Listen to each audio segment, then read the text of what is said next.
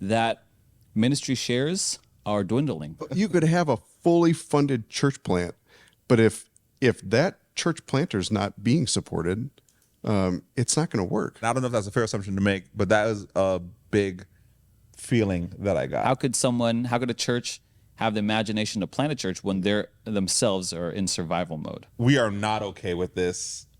Yeah. As a matter of fact, we don't know how we're going to stay open. They're just not focused on raising up leaders. Why are you upset?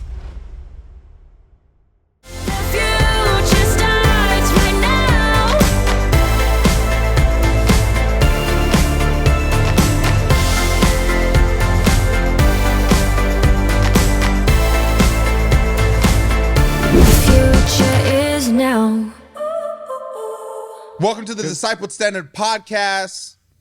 I'm your host, Saran. What are you guys doing? No. This thing going. No. They said we were recording. Me. Welcome to the Disciple Standard Podcast. My name is Aaron. I'm the campus pastor here at the St. Lucie West campus for Sunlight, and we have our guests on today, the panel here, the wise one, Zach Olson, Pastor Zach Olson. Welcome back to the pod. And we have everybody's favorite guest. Well, we've got Saran Brown, worship director, the Sultan of Sound, the minister of music. I'm called the Blutch Man. Black Dutchman. Thank you. New title. Yeah, we're just getting it out the way early. Hey, he earned it. I earned it. I went to Synod. He went to Synod, so. Get it out the way early. Okay. All right. Okay. Yeah, you obviously got it out of the way early. So let's get some context, because not everyone knows what Synod is. Not anyone knows what in the world you're even talking about. Some context.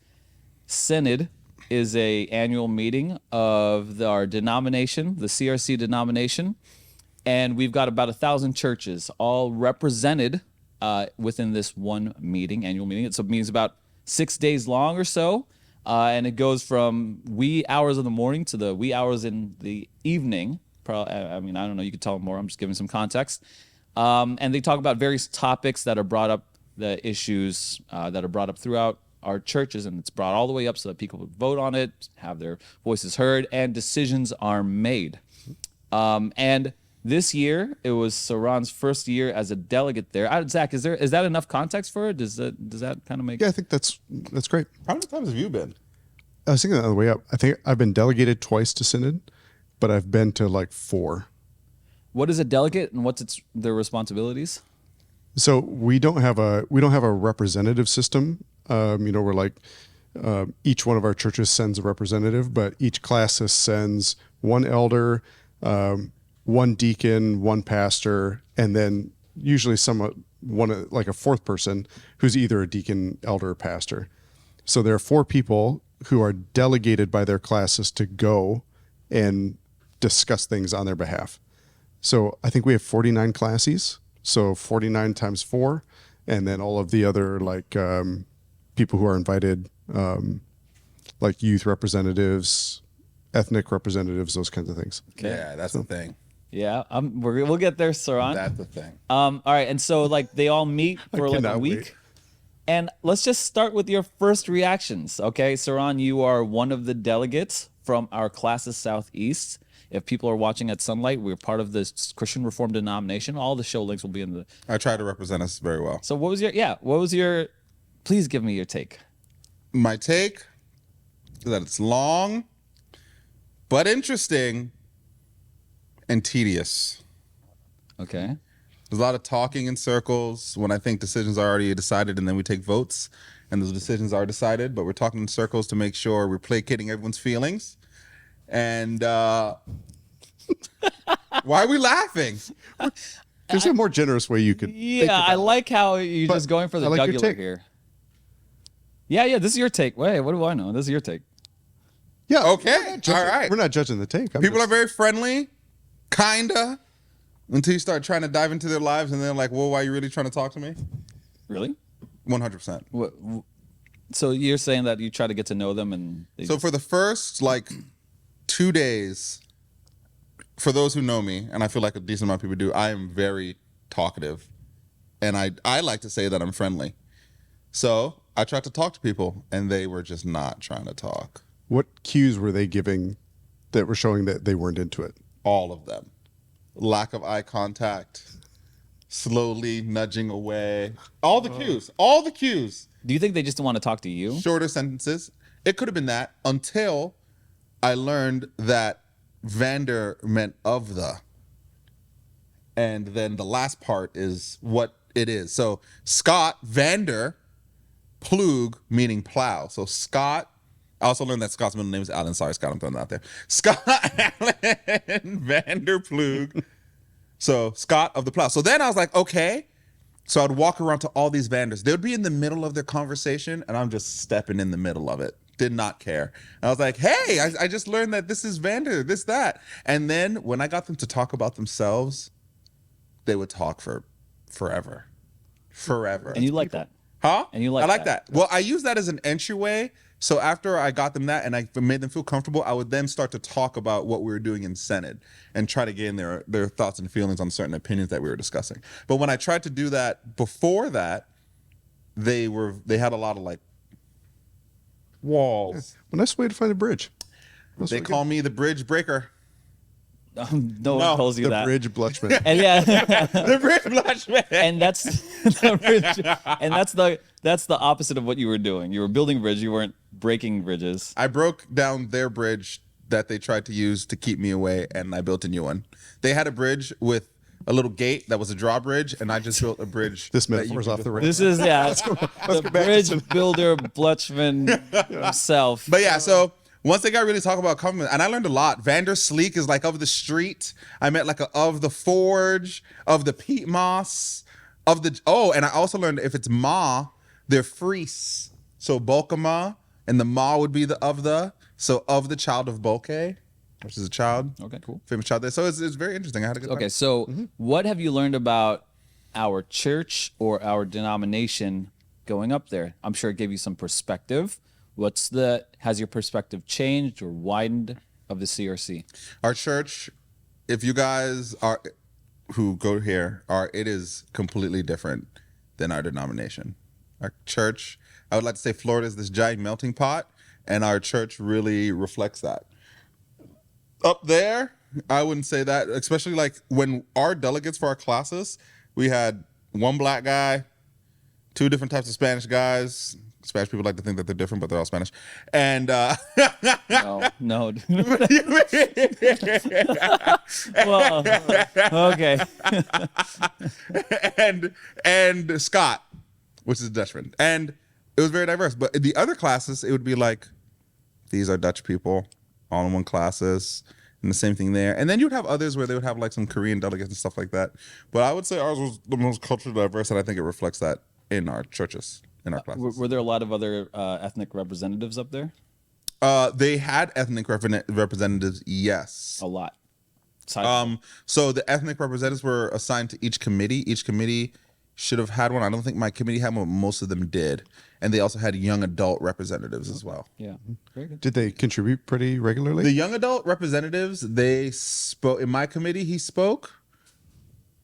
I would say he contributed. And even on the floor, they had that. I would feel like they contributed as well. And I don't remember the ethnic advisor speaking that often. I also don't know why you would need that, but that's a different discussion for a different time. Do you and Zach, maybe you could talk about this. Like, what do you think it does for somebody to learn about all these different churches that are part of our mission or our identity in the CRC, and where does Sunlight fit into the CRC? I think both of you guys are equipped to answer that question. I think in one way it shows like, kind of like at the Gather event that a lot of us went to up in Orlando. It shows how God is at work in a wide variety of places, like through the Christian Reformed Church in Canada and the United States. So I think that's that. But I think it also, I don't know, it gives you a sense of, wow, like the business of the church is really important, even if it's not altogether too interesting to sit through like all those long meetings. And maybe even with that is like, wow, we're all in the same church, but we definitely don't all think the same. Yeah. Yeah. Same. samesies along certain lines. What do you mean we don't think the same? Like, give us some sweeping stuff here. What, like, in regards to church philosophy? We'll get to church planning here in a few moments. Oh, I was about to say, because that was the biggest takeaway from all of it. Well, That's where I would say Yeah. there is the most difference. Listen, if anyone's watching from here, from the CRC or from anywhere else, we'll get there in about 5 minutes. But I want to get, we have a whole congregation. I would say that we have our Sunlight congregation doesn't really have those founded roots in the CRC. We don't have a Dutch identity. I think we have a really reformed identity. Yeah. I don't think we have a CRC identity, but I'm not sure. Like, Zach, what do you think about that? I think across our 6 campuses, I think we have 2 Dutch pastors, Scott and Chris. Oh yeah, okay, yeah. Anyways, along the lines of like where we agree and don't, I think in a lot of places there's a lot of similarity culturally, but where we disagree, it's mostly theological stuff on who can serve in office, same-sex stuff. That's where we have our biggest disagreements. Yeah. Topic. Okay, so let's just get to it. Our pastor Scott Vanderplug Of the plow. of the Plow, he went up to to the Synod with you guys, and we on this podcast we were discussing like what direction do we want to take this podcast, and if you guys want to go back to when we first re-kicked it up with myself, the first 2 episodes were on church decline because this is something that is near and dear to us. I want to give some perspective to everyone who's watching here before we start getting into it. I pulled some clips from Synod, and you could see all the links will be in the description below for the whole thing if you want to see it. But Jake, if you could pull up Scott's Bad News. And it's what I titled it, guys. And it actually says it. So this is Scott bringing up, he speaks, I think 3 times, bad news, good news, and then his motion from the floor. Anyway, are you going to talk about what's happening here in this Overture 29 first? Yeah, I will. Oh, okay. So what he's saying here is that he's highlighting an overture that he wrote from Classes Southeast, saying how we need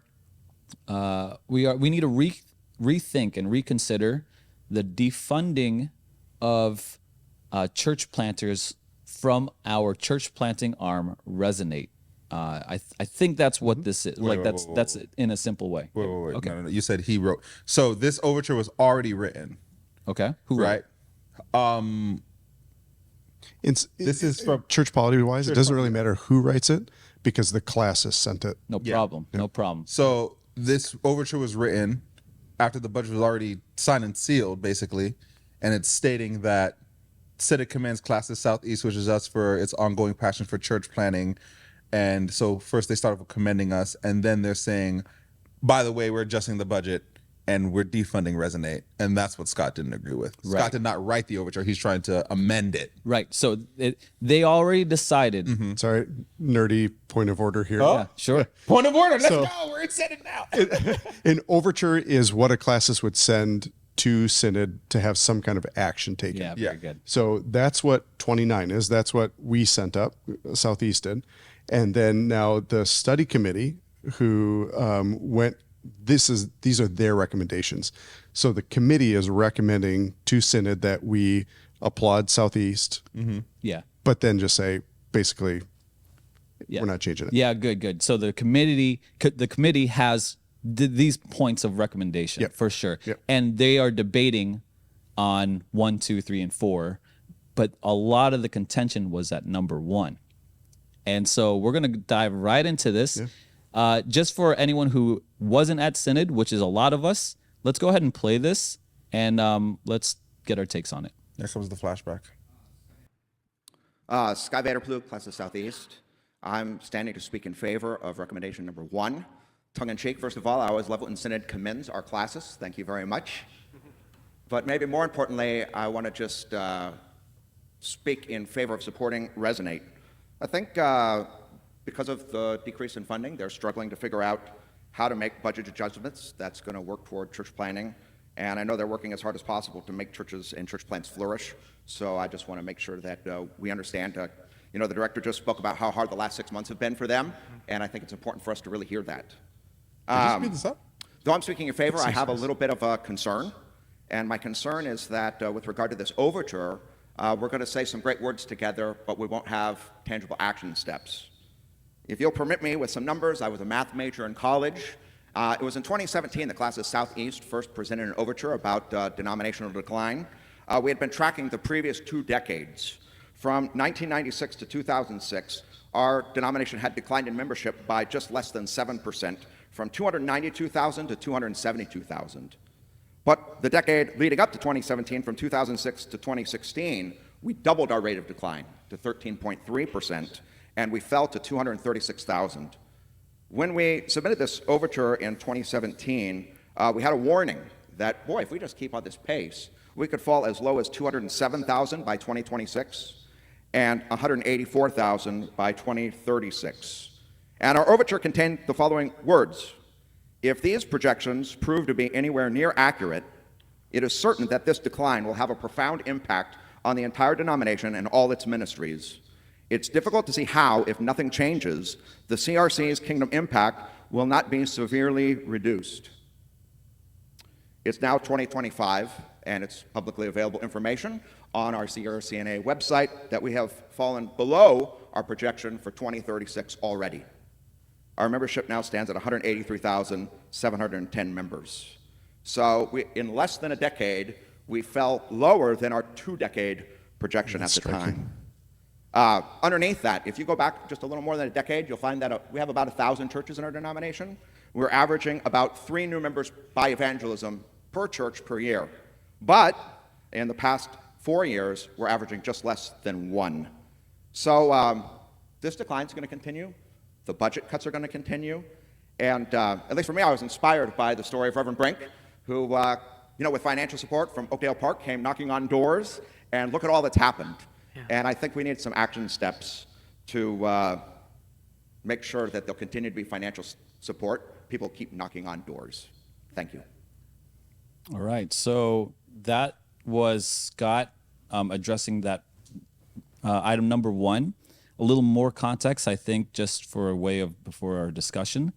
I think they'll say later in the video or in Synod that ministry shares are dwindling. Ministry shares are what churches pay to the denomination for the support of the central structure of the denomination. So churches can't pay or won't pay, and they pay less. And so with less funding, the denomination or the Resonate must do appropriate cuts somewhere. And those cuts came, I'm sure, a lot of different places, but this one in particular are to church planters from Resonate, right?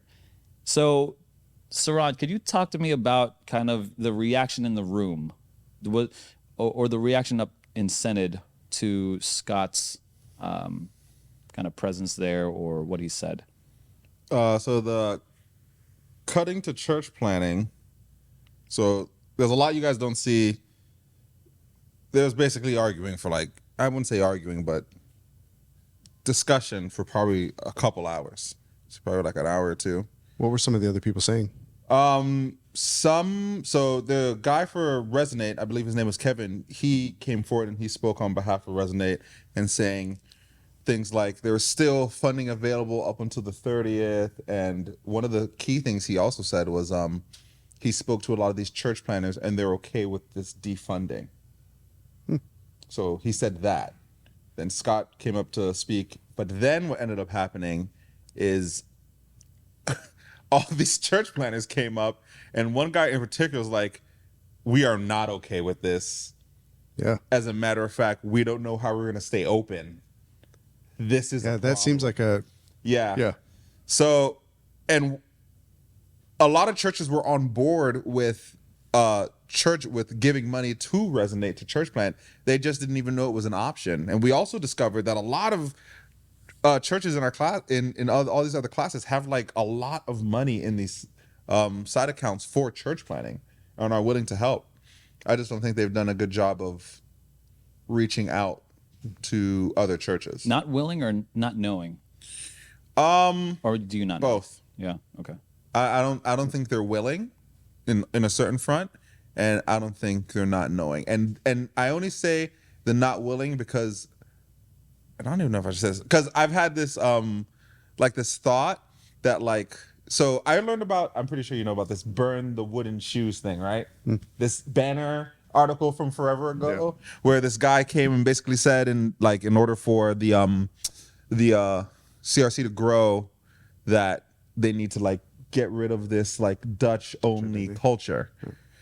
And what I left saying is like there needs to be a rebranding because I think that they're afraid to lose that identity of being Dutch. And that will, I don't say, and I feel like that is something that will naturally happen as you get more church plants and you welcome in more people with different views.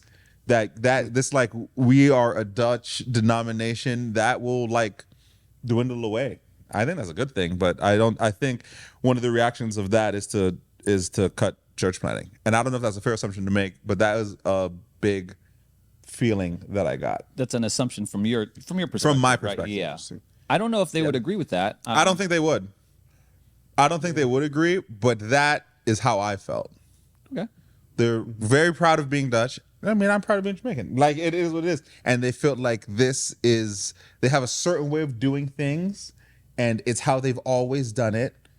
But when you welcome in these other cultures, so like one of the churches of the guys who spoke was like this, he's a Spanish guy, and he was really famous for music for where he was, and he left. And he started the church in Los Angeles. And one of the things people were going around saying is that it's a Pentecostal church. And if you watch Even though it was Synod, he kept saying, we are not a Pentecostal church. He said it multiple times. Yeah, he said it multiple times. And it's like stuff like that. He's like I'm 'cause people Spanish. have, like, I'm just expressing myself. Yeah, people have a different way of like doing worship. And I learned that when the Dutch would go and they would plant churches, or the CRC would go and plant churches, they would essentially just invite Christians in the area. They never really went out and found non-believers. There was not a lot of outreach in this church planning that they did. So it still remained very Dutch-centric instead of expanding out into the community. Zach, would you? And I think they're afraid of that. Is this your perspective? And I don't think it's a fear out of like, I'm glad you interrupted me for that. I'm sorry. I don't think it's a fear out of like not liking other people. I think it's literally a fear of like losing who they are. Okay. Sure, and I think that's really fair. You just think about any group that moves, like when all those Dutch immigrants came and they started their communities and churches. I mean, those are hubs for the community, and so I mean they supported one another. That's why they survived, and so there's a lot of really good that came out of that. And I agree. I don't think there are like Christian Reformed churches where the people are meeting together after Sunday and saying, how do we keep people out of this? Because we want to protect our Dutch identity. But it's really core to who they are. And so, to have somebody come in and change the way that things have always been done, it's unsettling. Yeah. No one likes that. And I think that goes into like the church planning, because if you want to go into like some area it's like one of the things, like there's a couple churches in Chicago. Let's say you want to go into that area. It would be very hard to come with the style of worship service that I experienced when I was up there. Yeah. For like certain communities in that area. And even in Florida, it would be hard to come with that style of worship service. It has to be different. And I don't know if there are people outside of our classes who could like spur that type of vision and that type of church plant in their areas. See, I'd say I would wager that probably two bigger factors in churches not being so interested in church planning would be one, like because they're in like survival mode, they don't have an imagination for what it would be like to extend themselves. And then the other one, it completely lost. So you're saying how could a church? I had it. I was like, "Oh, this is good," and then it just disappeared. Well, if it comes back, interrupt me for it. But the first point you said, how could a church have the imagination to plant a church when they're themselves are in survival mode? Yeah. Yeah, I mean, I get you that. don't do that. Like, you don't extend yourself when your own finances are. That's right. And the other thing is, I don't think churches are paying attention. And this is like a generalization, right? But they're just not focused on raising up leaders. So even if That's they another were thing we going to discussed. plant a church, who would they send? Yeah. Well, they would look to the seminary to see if there's any people there who want to plant a church. Yeah. One guy actually said to me, we have this, he called it a war chest. He said, we have this war chest filled with money for church planning with X amount of dollars. And we honestly haven't touched it in fear of our congregation is getting older, and a lot of the people who do the work there now won't be able to do the work. And he spoke about like a pond or something like that. And it's like, eventually we may have to hire someone to do that work. And we're like thinking about that. But then he went on back and said, but we 100% have no problem in giving money to Resonate if they know the people who can support the vision of planting in their own area. Yeah. So it was, Yeah. it's like interesting. Like, we won't plant in our backyard because we got this going on and we don't want to spend all of our money doing that. But if someone else is more willing and more organized to do it, we're willing to help fund it. I hear that. I'm like, move down to Florida. Come on down. We'll So send you it's- lots of pictures. We'll help. weird. No, we'll help you. We'll help plant this church. No problem. Which got me to thinking, like, how do you help those churches who even have a fear of church planting in their local area? Because it's all good and well to fund church planting elsewhere in the denomination, other classes, but you need to like do it in your own area as well. That's a good question I want to return to, but I how, said? yeah, how do you help churches plant churches in their area? Like in their area, because some of them do not know how to do it in their area. I get it. And I think it really goes back to, again, that very first few days when I was trying to talk to people, and it was very hard.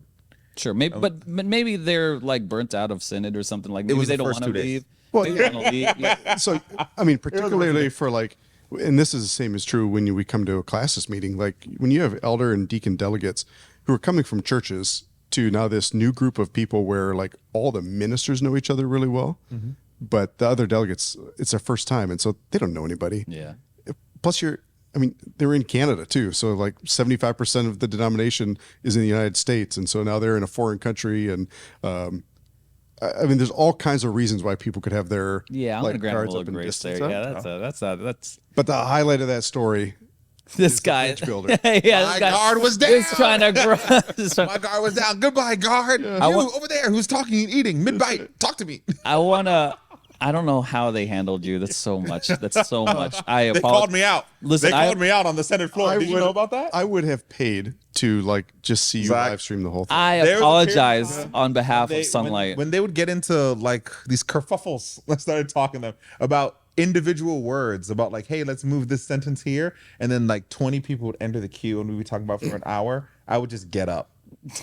I just got up and just went to the bathroom and like got a snack. You talked, right? Yeah, I did. Yeah. It got so We'll get bad that the president literally said, if you are a delegate, you cannot just leave. Scott's looking at me like this. I'm like, Stop embarrassing us. I'm not leading during key points. I'm leading during these things that like these minor things. I am so sorry for Synod and There's the like a people certain running the show. and that really goes to like the culture thing. There's like a certain culture there. Shout out to my culture interpreter that was not there. There's a certain culture that I was not aware, because they should have pre-told me you can't just get up and leave. Because in my eyes, I'm like, all right, they're arguing about something.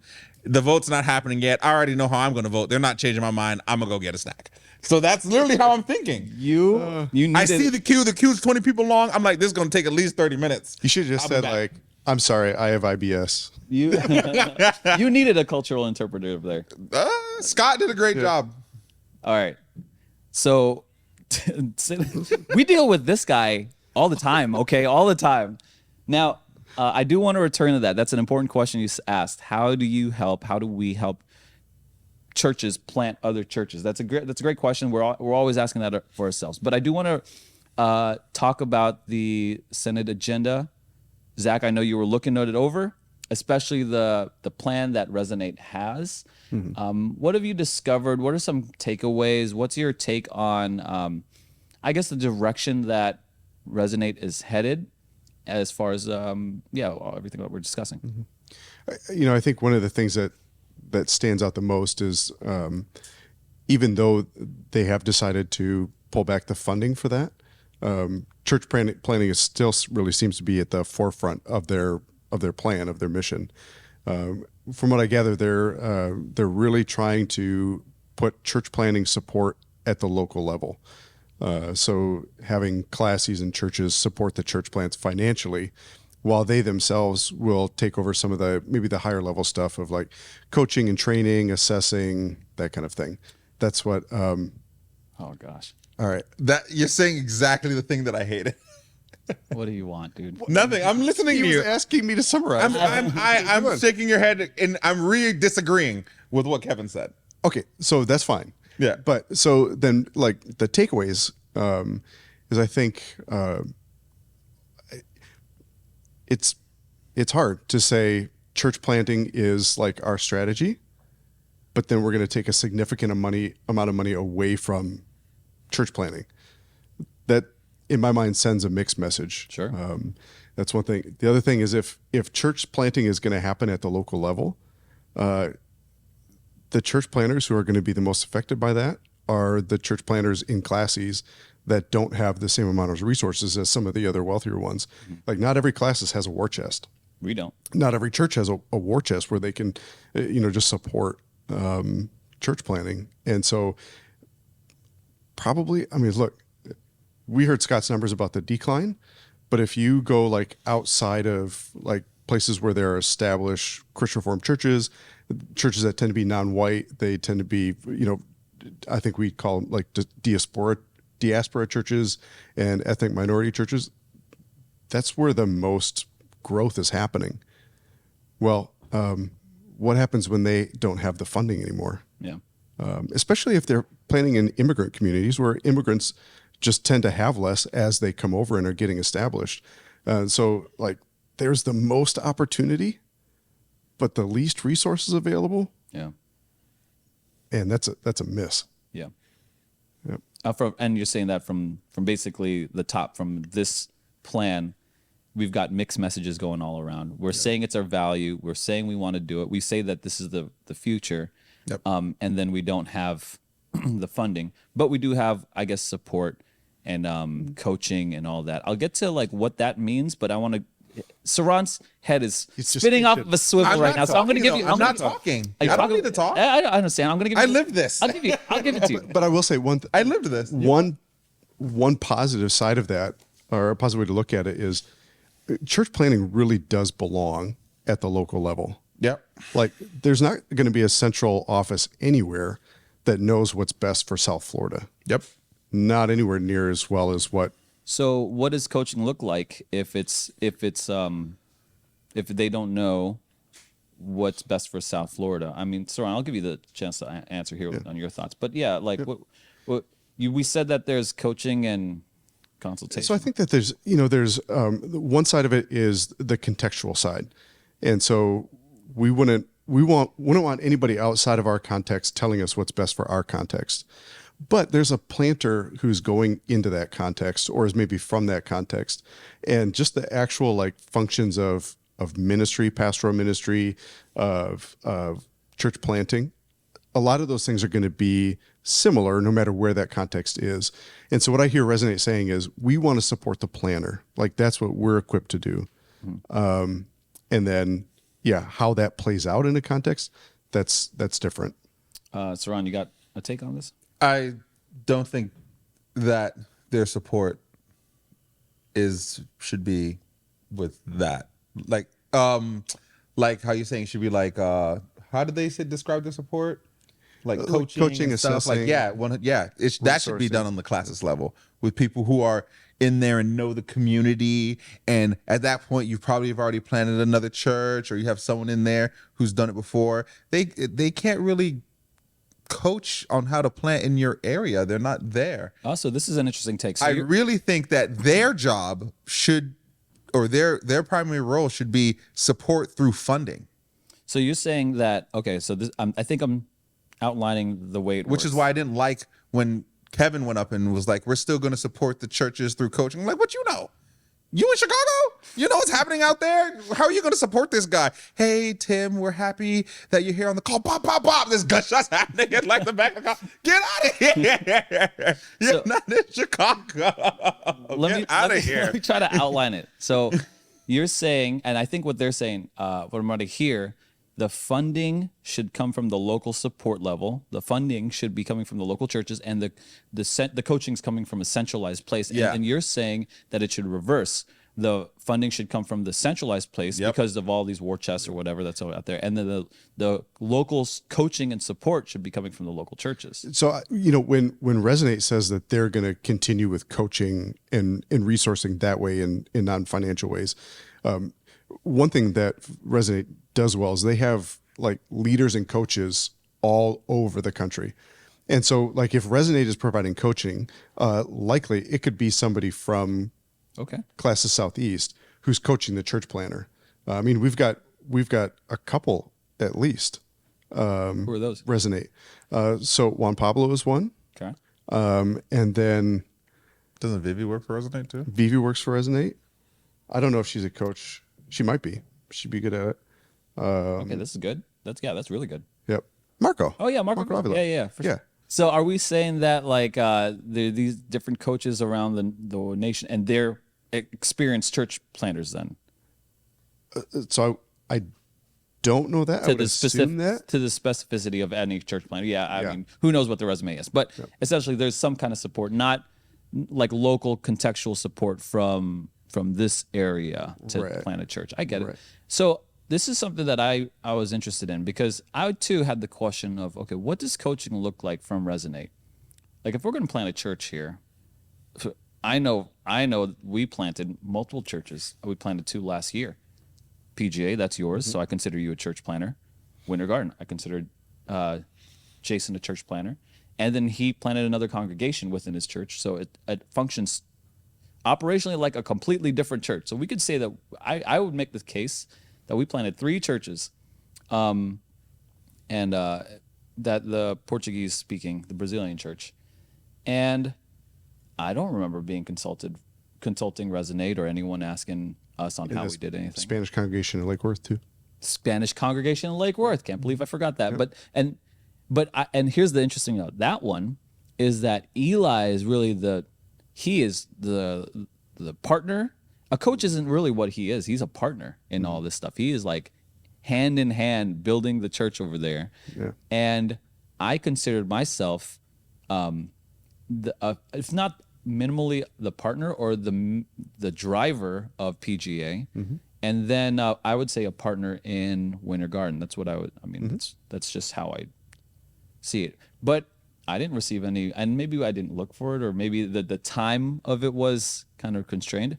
But I know what we needed, the demands and like the speed at which we needed to move, and the people we needed to call, and the resources I wish we had but we didn't have, that limited funding, and that's put us into different problems or whatever. But it's hard for me to pinpoint where, like, I mean, I'm not trying to disparage them or say like they did nothing for this, but like, where would I? Okay, let me just change it. As a church planter, what kind of support would you want, or what kind of challenges do you have that Resonate could answer for you, like specifically Zach at a church that just started less than a year and a half ago? Yeah, well, so I think it's really important that I just say, like, I don't consider myself a church planter in the traditional sense, only because like I came over to PGA with a staff. I came with close proximity and support from St. Lucie West, and I came with people. We didn't know exactly how many people were going to come, but even here, like we were saying, hey, if you feel led, like we encourage you to go to PGA. You don't consider yourself a church planter? Definitely not in like you get dropped off somewhere and you're starting everything from scratch kind of sense. To me, that's a mode. That's a method. Sure. That's not whether or not you're a church planter or not. So for us, I find that, I mean, we've studied this at least from before you kind of moved into the picture. We've studied the success rates of parachute drops. That is a method to us. It's like you're going to plant a church. You're going to start a church, right? We're going to start this church. One way drop a seminary graduate into a context that he has no idea about, that he has no connections in, Yeah. with funding that for over 5 years that will decrease every year afterwards, and see what he does. You know, like Yeah. that's one method. And so if that is church planning, well, that sucks. You know, that's the worst. Sure. I would not thrive in a situation like No, that. no one would. Yeah. No one Yeah. would. But the other way to plant a church is, instead of planting from weakness, and I would say, and like unknown variables for just every variable, plant from a bunch of known variables and strength. We know this area doesn't have X amount. We know the type of people here. We know we know that we're going to need leaders. So let's plant with strength, not with out of lack. Yeah. We plant with a lot of abundance. And so one thing that is the scary thing is that we had, let's say I have 1,000 people coming to Sunlight St. Lucie West campus. We sent over 200 people, 1 to 200 people. Will we replenish these people? Are these people coming? Are we going to grow? And the fact is that we grew in both campuses, and it was a net growth on the books, in the people, in the leadership, everywhere. I mean, every metric that we could find, we have grown. Yeah. This is just our experience. I'm not saying this is the way to do it. This is just our experience and our approach. So, I mean, yeah, I consider you a church planter. That's so funny that you don't consider yourself a church planter. So I was thinking, how do I differentiate this a little bit? And I think maybe like for a small business owner, there's one who starts from the ground up and builds everything. And another small business owner could be someone who buys a franchise. Mm-hmm. A franchise comes with all kinds of support from corporate, and they have a model, they get a system, they're provided with a lot of what they need. Mm-hmm. And so I would say, like, if there's a franchisee kind of church planner, that's who I am. Yeah. Because I mean, even with the franchise, like, it's still on you to grow it. Mm-hmm. I mean, you still have to be an entrepreneur. Yeah. And so, like, yeah, me saying I'm not a church planner is not me saying, oh, I don't need to do anything to grow this church. Yeah. It's more like, a lot of the struggles that are commonly associated with parachuting in, I didn't have. Yeah, I'm not saying that you don't think that way. Yeah. I'm saying that we can avoid the toughest problems of a church planner by just skipping the step. Yep. So, like, if the denomination's framework of planting churches is we need to fund this unicorn student out of seminary or out of our churches to drop him into a place that he may or may not like, or whatever, to make friends he does or does not know. Yeah. And family and support and all this. Now your wife's lonely. Now your kids are lonely. Now you're lonely. X, Y, Z. Or you just plant where you are.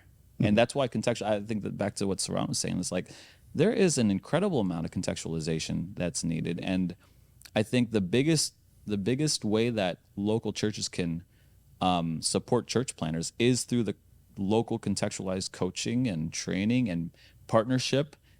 I know that I'll give you an example. So I was trying to figure out, I've never done this before, so I'm brand new at it, trying to figure out like the fire alarms and where the box was in the like the building, and what to even do with the codes and who to even call with these fire alarm codes. Otherwise, if we didn't get this done, the sprinklers wouldn't get done and we couldn't open up. This was like an actual problem of ours.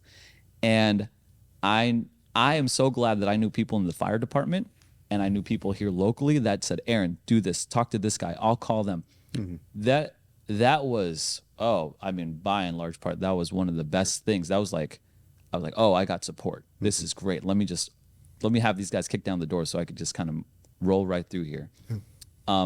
So yeah, I think that's how church planning should be. Mm-hmm. Not like a parachute drop out of nowhere and let's fund them for 5 years and put them on a timeline, or a timeline to where the funding drops off every year, and now you got to get financially viable from starting from zero. That's crazy. See, I think that's where like if you didn't have like what I got at PGA, mm-hmm. That's where a Resonate would be. You would really lean on them. But they would call like the local municipalities, and so I don't know. They might. They might have some kind of like resource bank that they can draw on, or people that they know, contacts. But so you asked me, like, why didn't we call Resonate when we were starting PGA? And I think it's because we had such an incredible network already built here. Yeah. I was trying to think, I think I would have been interested and maybe still would be interested in like seeing what the coaching does. I'm a big fan of coaching anyway, so I'm just curious, but and I'm not a fan of talking about what Resonate does or does not do without them here. So if you're interested, you want to fly down to Florida, let's come down here, Kevin, or whoever else from Resonate, come on down. Be in our classes. Who? Oh, Marco. We could get Marco here. Yeah. Okay, there you go. We could bring let's do Marco that. here. That's a great idea. Okay, we'll put that on. Well, that's a future topic because we're definitely moving this direction. Yep. Saran, you got any takes? Actually, you know what? You do have a take on this. Why don't we play Saran's Oh my gosh. I take haven't on rewatched this. Okay, yeah, we'll do it. We'll play Saran's take on the Scott's bad news. Saran, you spoke up. I want you to watch yourself.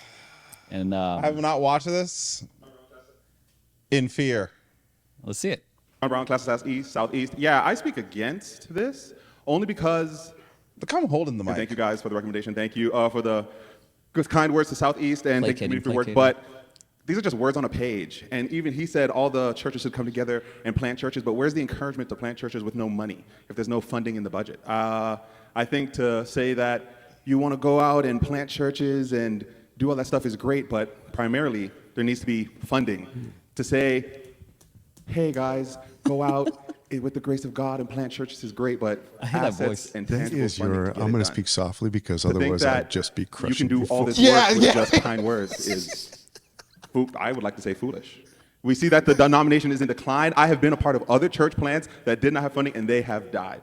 So if anything, I would just Shout out implore to you guys Living Word to Open Bible really Calvary. reconsider funding Resonate for the work that they've done. They seem to be the real key planting arm of this denomination. And to literally Outside take of an us. octopus and then chop off, I would say, 6 of their arms, where does that leave us? Okay. What made you speak up so strongly at Synod? And what were you hoping to shake loose? I think so. Again, there's a lot you don't see that's happening between, and there's a lot of talk. So when I'm in a room like that, I know a lot of people think I'm like really loud and all this stuff, but I love to conversation scan. It's my favorite thing. So if I'm talking to you, I'm really like listening to like everyone else's conversation and I'm scanning them. That's rude. Whatever.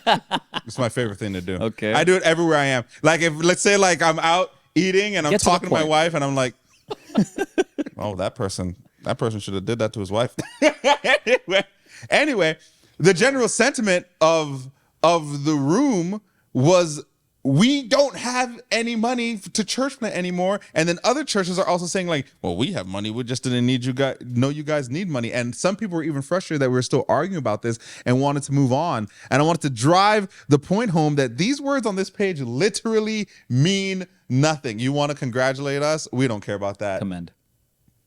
Come in, congratulate. We don't care about that. We just want to be able to like help build the kingdom of God. Can't do that without money. Sorry, it's where we live in. And I just wanted to drive that. I literally wanted to drive that point home. Scott was very nice in how he did it. And I was like, nah, these words suck. Well, I'll tell you what. Not for nothing, I think Felix speaks the same way, and I think that is a culture of Southeast Florida.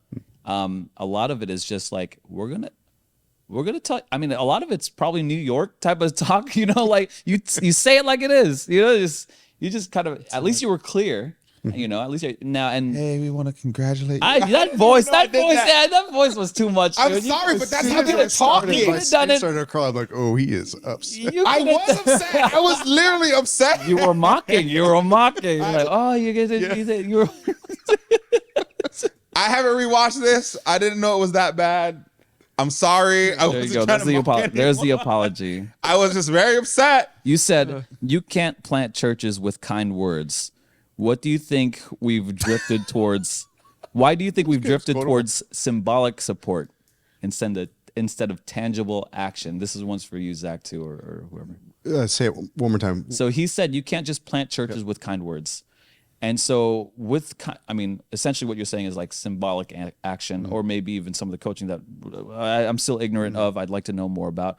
But tangible. So I think the spirit of what Saran was saying is the tangible action of putting your money where your mouth is. Yeah. Why Like do you're think saying we- you want to plant churches, but then you're saying, well, we want to do it, but we don't got no money, so y'all figure it out.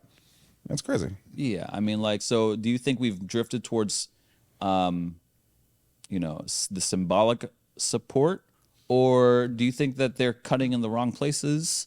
What if we were to put ourselves in their shoes? How are we taking this reaction from Saran? I'm so sorry. So, I mean, I would just think from, and I think Kevin Duraf even said as much, like that the kind of support that they want to continue offering, they wouldn't consider that symbolic support, but they would consider it tangible support, regardless of how Saran interprets it. But yeah, so I don't know. I don't. Hey, Resonate, thank you for calling me. It's just so hard Yeah. to plant right now because But that is a real thing. Like, we so have no money. you can You're doing it right you now. can You're have- mocking. You're doing it right now. Sorry. You could have a fully funded church plant, but if that church planter's not being supported, it's not going to work. Like they need help, right? They need What is support though? Like what does that mean? What does that mean? peer support. So like the opportunity to talk with and network with other church planters is a key support. Having, especially if they're like just out of seminary, having a church planting coach would be a key support. I know someone just out of seminary should go and plant a church, but that's a different discussion for a different time. Yeah, no, I agree with you. Like, I think that's fine. I think one of the questions, and I don't have the answer to it, and I'd love to know is, look, Resonate is not full of dumb people. Like, they're not making stupid decisions. There must be some data they're working with that we don't. Like, they've been financially supporting church plants for a while. Mm-hmm. Are they seeing that it's not actually a good investment? That's a good question. Like, are those church planters that they're funding, are they successful according to their measures? Maybe they see that. Yeah. How are they vetting these church planners? This is a good question. These are answers that I want. What is a successful church plant in Resonate's eyes, and what do they provide as the ROI? Like, I'm just looking at it from a business perspective, right? Like, okay, do they see that? I don't know. I'm going to throw something out there that a church planter with no weekly support does better or worse than a church planter who with, I guess this is a different way to put it. Mm-hmm. If I were to give you both $100,000 today to go plant a church, and you could take that $100,000 and you could take coaching from Resonate, or you just I'll double it, $200,000 for tomorrow. Like, what would you think? How would I rather plant a church with 100,000 plus coaching, Yeah. or with 200,000 or 200,000? Yeah, 200,000? $200,000. So why is that? I'll just find people. Yeah, I'd find my own people. Find people. Okay, so But I could pay rent on a facility or my own salary, like have health insurance for my family for longer with the 200 than with the 100. So therein is the problem, and I think I would agree. I'm not sure if Resonate would agree with that, but these are future conversations to have. Okay, where's the number? Would you do 20,000? So if you had coaching from Resonate or $20,000, and we're all starting with the base of 100,000. $20,000. So 100,000 is already in my pocket. Yeah, 100,000 And now we're already. trying to figure out 20. where would the coaching come. I'm trying to find the value of Resonate, and this is unfair conversations to have without Resonate here, and I do want to open up those Yeah, conversations. this guy has to be here. Yeah, it's not fair. But let this be the open invitation to. I think that. Yeah, oh yeah, sorry. Yeah, I think it'd be great. I want to hear it. I want the discussion, because essentially, I think we're starting from zero right now. We're like Scott. I mean, we'll show later that Tim Scott Sheridan. He's the church planning guy. Tim Sheridan. That's just right. That's right. Yep. That come. Scott says, like, hey, we need a strategic plan, and we need to outline financial support and coaching support and what that all looks like. And not for nothing, I've worked with some of the best coaches, like business coaches in the nation, and we've helped put them together. I've seen how they coach. I've seen the whole program. I think it'd be helpful to understand at least for me, I mean, like, I would want to see, like, okay, let me interview Marco. Let me interview these guys about the coaching of, you know, and where that value is. And I think it's there, 100%. I'm not saying it's not there, but I think it's there, and I think it would be in big ways. But I'm just curious what that looks like. Do you guys have any? Yeah, that's good. I don't know where I'd put like what dollar value would I assign to the coaching that would a lot, because I if that's don't know fair. the content of it. Yeah, I don't know. I don't think that's fair to do. Well, then maybe we should to assign grab a dollar value a here. church planner who has experienced it. That's probably the best person to ask. That's probably the best person to ask, is a church planter who has received the coaching From Resonate? From Resonate, yeah. Do we know anyone in classes? Not in our Not John classes. has Resonate, but he doesn't use the coaching. Just But there are probably some bivocational pastors Okay. who would receive that. See, that's the other thing. Bivocational pastors, bivocational church planner oh, dude, that's the worst. you can't give it your all. That's so tough.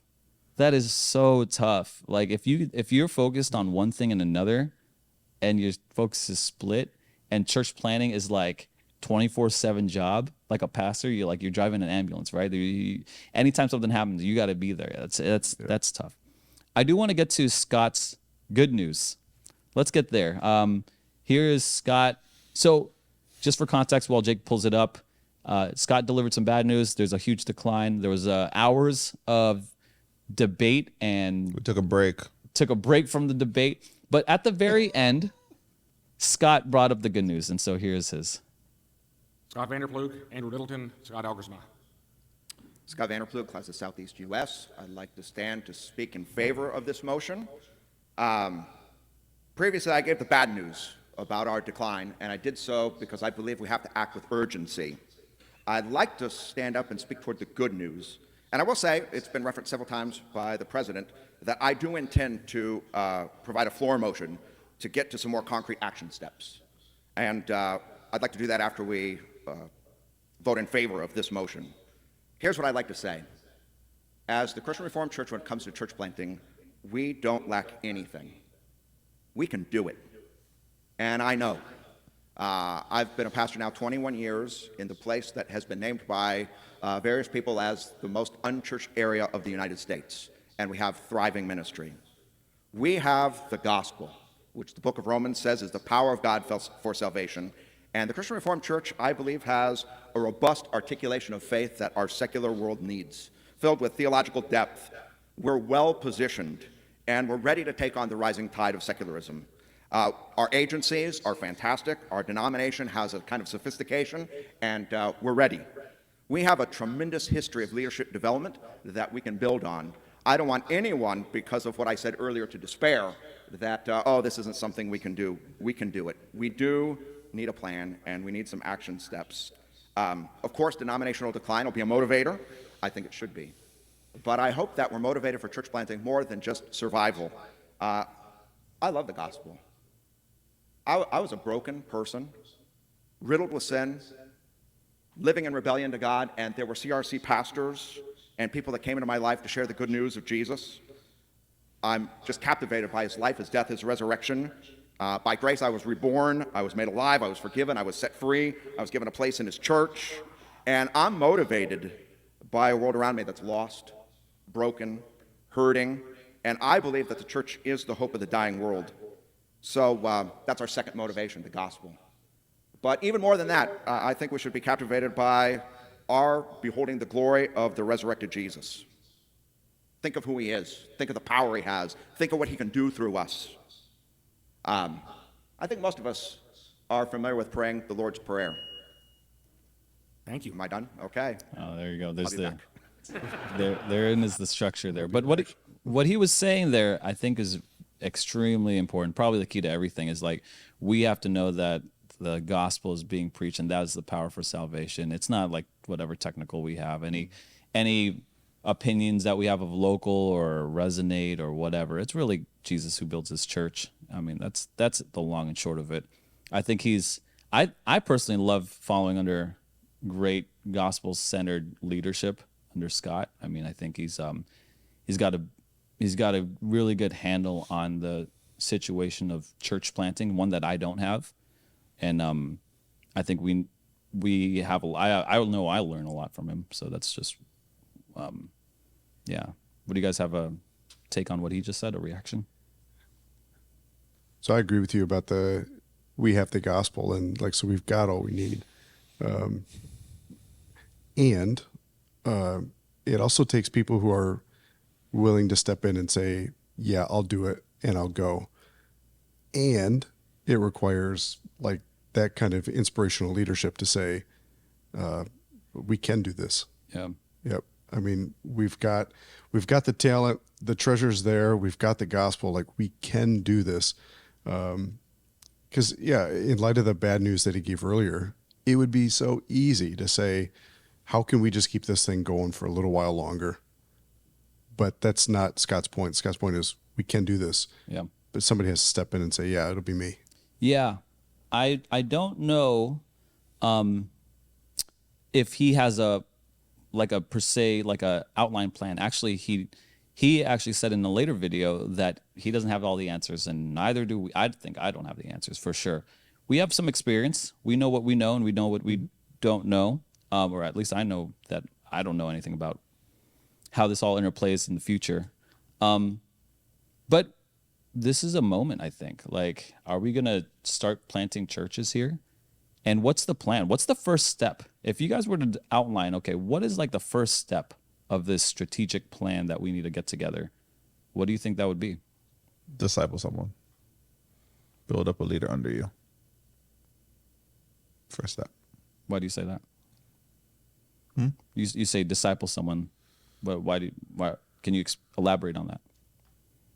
What? Elaborate on discipling someone? Yeah. So I think you said it best in our level 10 the other day is your people have this notion that they like to make themselves like so mission critical to the job that the job can't live without them. But here we have the opposite culture here where it's best to duplicate yourself. You're more valuable the more of you that exist. And I think that applies the same here in church planning and in the gospel setting. The more you can duplicate yourself, the more people out there willing to go the extra mile and plant churches and do all that stuff is the more beneficial it is to the kingdom of God. Yeah. So disciple someone. Zach, do you have a take on a response to the discipling or what Scott said? No, I think that's right on. You need to have leaders that you raise up that can become church planners. But I don't know if I thought about a first step, that seems like that'd be step 0. Like, you would just need it. What would be the first thing you'd do? If it's me, I'm thinking, okay, so Sunlight has our church is with a middle school, and we're at capacity next year. We need to find a new place to put a school. And then so once you have that, at least this is my experience with Sunlight, is once you have a school, then you've got a really near mission field, and you can draw families in that way. Like, it's just a natural connection. The school is also, I mean, a great financial supporter of the ministry as well. Big time. And so, like, in some ways, it's a no-brainer. So how do you start a church plant? Move to Florida to start a Christian school. Yeah. Or go to any one of the other states that has like the voucher program where you can get money for private education. I mean, the school and the church that fits, which is so our tradition.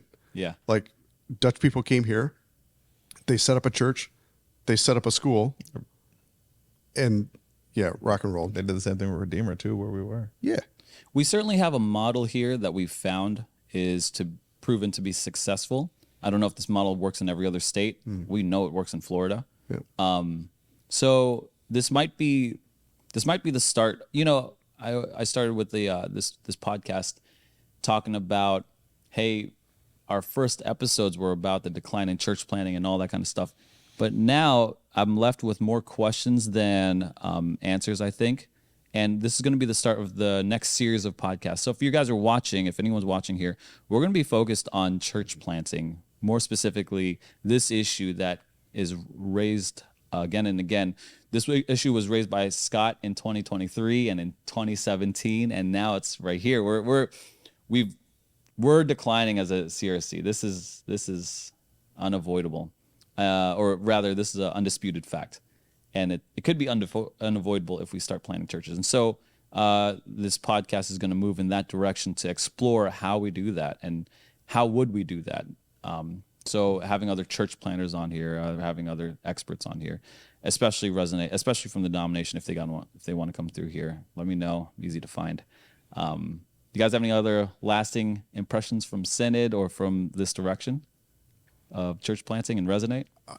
So I've got lots of questions, but we don't need to use the air. Like I'm just so curious about his other experience. Like, how was the food at Synod? How was the accommodations? What did you do for fun? What was the worship like?